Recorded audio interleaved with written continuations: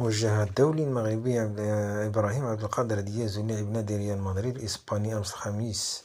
رسالة خاصة للجماهير المغربية بعد مشاركته الأخيرة في المعسكر التدريبي لأسود الأطلس.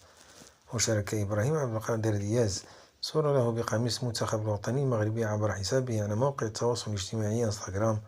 وكتب عليها: إنها بداية فقط، القادم أفضل.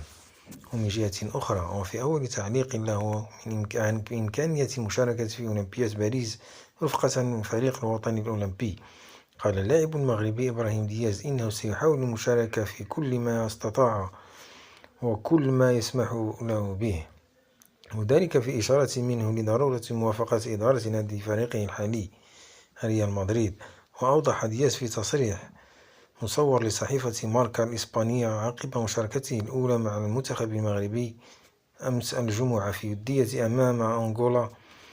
بالملعب الكبير بأكادير أنه سيحاول المشاركة في كل ما يستطيع وفي كل ما يسمح له به،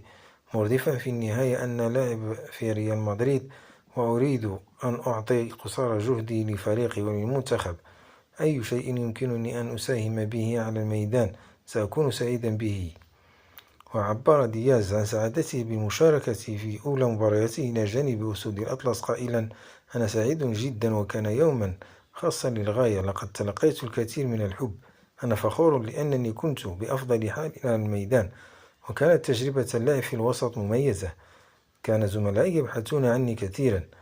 وكانت تقارير إعلامية أكدت أن ريال مدريد الإسباني أبلغ العديد من الاتحادات الوطنية أنه لن يسمح للاعبيه بمن فيهم المغربي إبراهيم دياز بالمشاركة في دورة الألعاب الأولمبية المقررة في الصيف في باريس.